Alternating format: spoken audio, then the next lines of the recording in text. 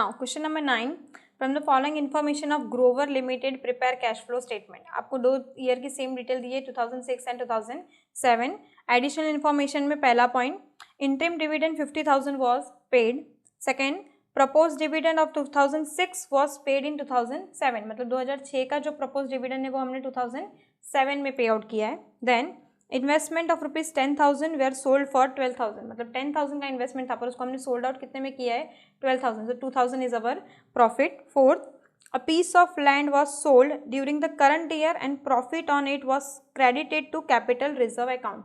हमें ये नहीं पता है कितनी अमाउंट का उसने सोल्ड आउट किया, उन्होंने क्या कहा, पीस ऑफ लैंड, और उसका जो प्रॉफिट था उसको उन्होंने कैपिटल रिजर्व अकाउंट में ट्रांसफर कर दिया है। Then point 5, plant was sold for 20,000 whose book value was 24,000 and return of depreciation on it was 10,000, मतलब उन्होंने सोल्ड किया है 20,000 में, बुक वैल्यू कितने का था, 24,000 का, और उस पर डेप्ट था 10,000 का। ओके, सो इसके ऊपर से हमें कितने लेजर्स को प्रिपेयर करना होगा सबसे पहले देख लेते हैं। थर्ड नंबर में इन्वेस्टमेंट बोला है, ठीक है, 10,000 का है, 12,000 में सोल्ड हुआ है, बट ऊपर इन्वेस्टमेंट की जगह पे ओपनिंग बैलेंस है 40,000 और क्लोजिंग है 60,000, मतलब कहीं ना कहीं परचेज तो हुआ है, ठीक है, क्योंकि वैल्यू को इंक्रीज कर दिया गया है, तो उसका अकाउंट हमें प्रिपेयर करना पड़ेगा। Then fourth point that is land, ठीक है, उन्होंने सोल्ड आउट किया, हमें पता नहीं है कि किस अमाउंट को, कौन सी अमाउंट है जिसको हमने सोल्ड आउट किया है, तो उसका अकाउंट प्रिपेयर करना पड़ेगा। एंड लास्टली प्लांट अकाउंट, ठीक है, उन 3 अकाउंट्स को हमें प्रिपेयर करना पड़ेगा। अदर देन दैट हमें प्रोविजन फॉर टैक्स की वैल्यू पता नहीं है कि इस साल का हमने टैक्स कितना पे आउट किया है, तो उसका अकाउंट प्रिपेयर करना पड़ेगा। सबसे पहले इन्वेस्टमेंट अकाउंट, ओपनिंग बैलेंस आपको दिया हुआ है, to balance brought down that is 40,000। उसके बाद उन्होंने कहा investment of 10,000 were sold for 12,000, so credit side पे by cash account sale that is of 12,000, 10,000 का इन्वेस्टमेंट था, 12,000 में सोल्ड हुआ है, so profit to P&L account, profit that is of 2,000, and last में हमें क्लोजिंग बैलेंस दिया है by balance carry forward that is of 60,000, so total 72,000। अब डिफरेंस जो आ रहा है आपका वो आ रहा है डेबिट साइड पे दैट इज ऑफ 30,000, सो 30,000 का जो डिफरेंस आ रहा है वो हमने क्या किया होगा, purchase by cash account, purchase.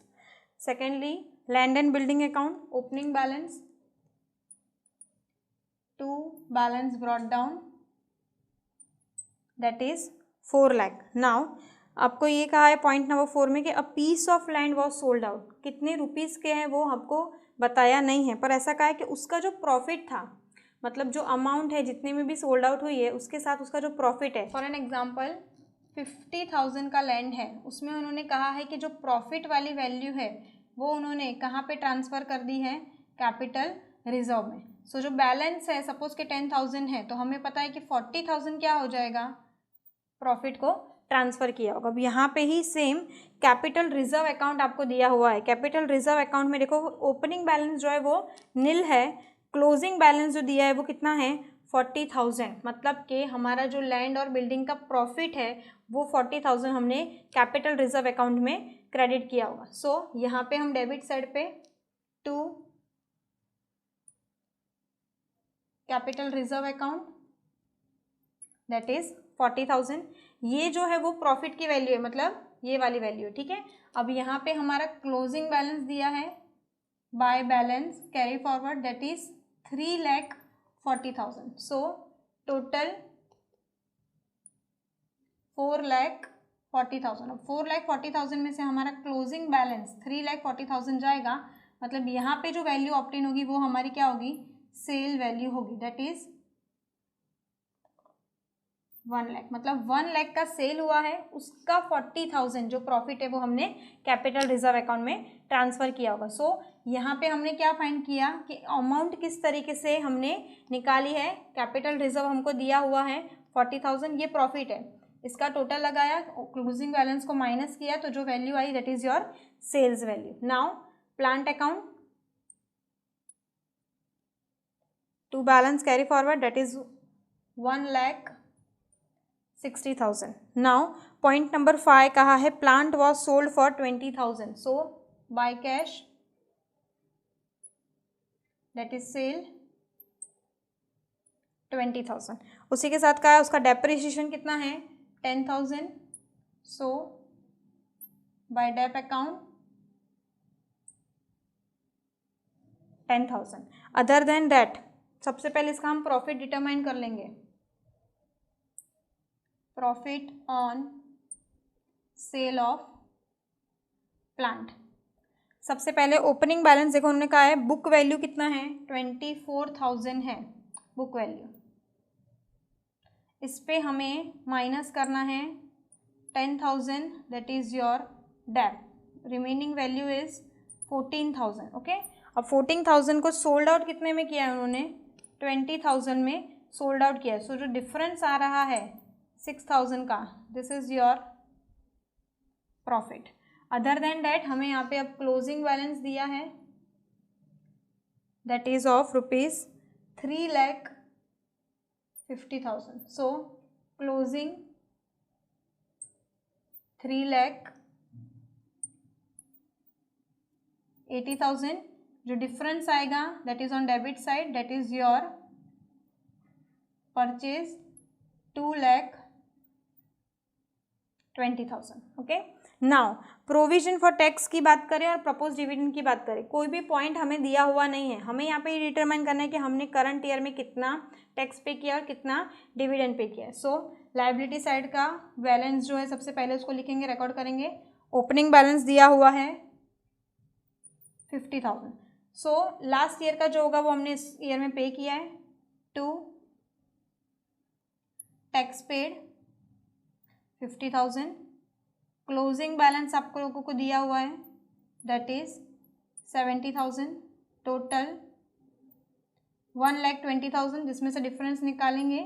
सो यहाँ क्रेडिट साइड पे आएगा 70,000. सो ये आपका क्या हो जाएगा provision for tax that is 70,000 और टोटल 1,20,000. सेम प्रपोज डिविडेंड की बात करें ओपनिंग बैलेंस आपको दिया हुआ है 85,000. उन्होंने कहा है फर्स्ट पॉइंट सेकंड पॉइंट में ही कि हमने 2006 का 2007 में पे आउट किया. तो ये वैल्यू हमने पे करी.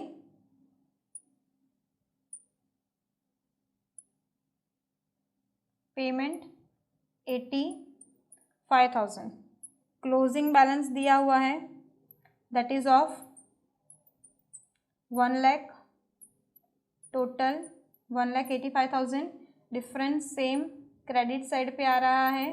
This is also provision for proposed dividend.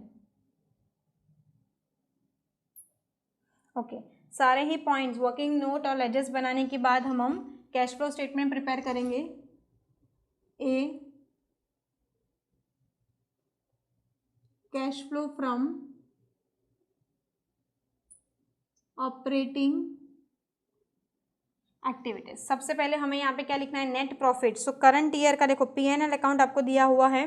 Current year का वैल्यू है 1 लाख. लास्ट ईयर का वैल्यू दिया है 60,000. So the difference value will B 40,000. इसमें हम प्लस करेंगे information debited to P&L account. सबसे पहले depreciation that is 10,000. Dep on plant 10,000. Then provision for tax. Provision for tax हमने डिटरमाइन किया है 70,000.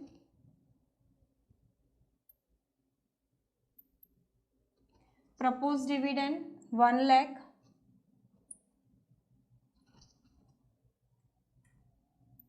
इंटरिम डिविडेंड का आपको वैल्यू दिया हुआ है 50,000. अदर देन डैट अब हमें क्या चेक करना है कि कोई भी इंटेंजिबल असेट या फिक्टिशियस असेट्स को हमने रिटर्न ऑफ ना किया हो. असेट साइड पे देखो लास्ट लाइन प्रिलिमिनरी और उसके बाद गुडविल दोनों आपको दिए हुए हैं.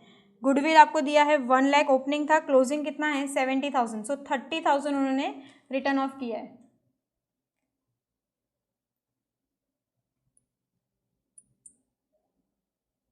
And preliminary expense return of, that is also, पहले 30,000 था, उसके बाद कितना हो गया है 20,000, so 10,000 will be return off. Total will be 2,70,000। Now minus information credited to P&L account. सबसे पहले इन्वेस्टमेंट में प्रॉफिट हमने किया है transfer, profit on sale of investment that is 2,000, other than that profit on sale of plant that is 6,000, 8,000, value will be 3,02,000. This is your profit before changes in working capital. इसके बाद हम क्या check करेंगे कि current asset और current liability में हमारे के साथ कोई फ्लक्चुएशंस हुए हैं या नहीं। सबसे पहले क्रेडिटर्स आप लोगों को दिए हुए हैं, पहले कितना था 25,000 और अब कितना हो गया है 50,000, सो इंक्रीज हुआ है, increase in creditors that is 25,000। Other than that bills payable, पहले कितना था 70,000 और अब हो गया है 75,000, that is also increasing by 5,000, increase in bills payable 5,000। Other than that last outstanding expense आपको दिया है सेम, वो भी इंक्रीज हो रहा है, पहले 60,000 था, उसके बाद में कितना हो गया है 65,000, सो इंक्रीजिंग बाय 5,000। ओके, यहाँ पे लाइबिलिटी वाला पार्ट हो गया, it is 35,000। Now asset side पे देखिए, सबसे पहले आपको दिया हुआ है डेटर्स, डेटर्स पहले थे 2,80,000, अब हो रहे हैं 3,40,000, इंक्रीज हो रहे हैं, तो कैश फ्लो क्या होगा decrease, increase in debtors 60,000। Then stock वो भी सेम 1,50,000 था और अब कितना हो रहा है 2 लाख, तो 50,000 से इंक्रीज हो रहा है, increase in stock 50,000। Then bills receivable same 50,000 था और इंक्रीज होके कितना हो रहा है 60,000, so increase in bills receivable 10,000, 1,20,000, value will B 2,17,000। ये आपका आया profit after changes in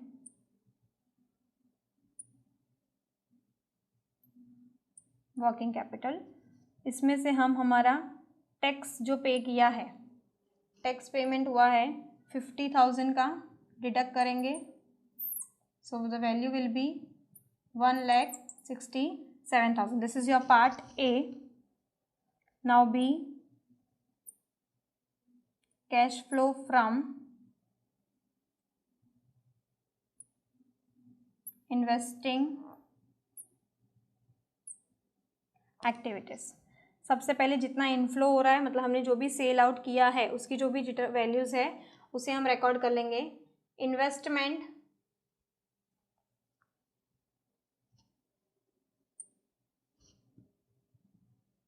12,000, then land and building that is 1 lakh,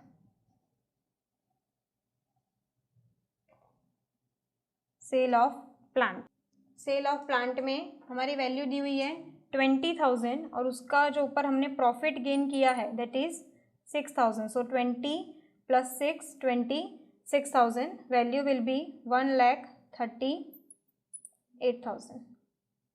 now जितना हमने पेमेंट मतलब परचेज किया है वो वैल्यूज को लिखेंगे। सबसे पहले investment purchase of investment that is of rupees 30,000, purchase of plant 2,20,000, value will be 2,50,000, value will be in minus 1,12,000. Now see, cash flow from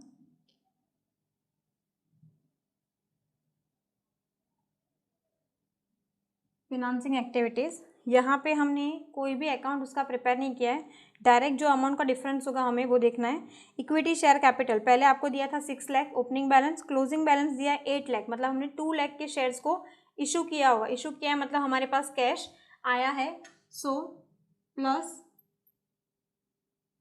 issue of equity share capital 2 lakh. Now subtracting preference share capital में देखिए पहले कितना था 3 लाख और अब कितना हो गया है 2 लाख, मतलब कि 1 लाख हमने उसका पेमेंट कर दिया होगा। Redemption of preference share capital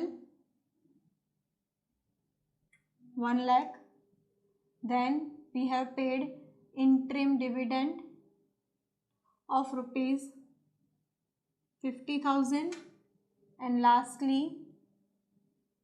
proposed dividend of rupees 85,000,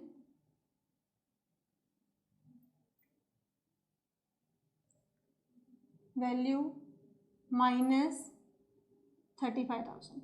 Now net cash flow A plus B plus C that is 20,000. आपने 1,67,000 minus 1,12,000 minus 35,000, वैल्यू इज 20,000। इसमें प्लस करेंगे opening cash balance. Okay, asset side पे आप देखिए cash on hand and cash in bank, दो आपको detail दी हुई है, तो दोनों ही आपको ओपनिंग बैलेंस उसके रिकॉर्ड करने हैं। कैश ऑन हैंड भी दिया है 20,000, कैश इन बैंक भी दिया है 20,000, तो total will B 40,000. So this will be your closing cash balance, जो आप देख सकते हो cash on hand 30,000 and cash in bank 30,000। ठीक है, तो 30 + 30 that is 60,000 is your closing cash balance.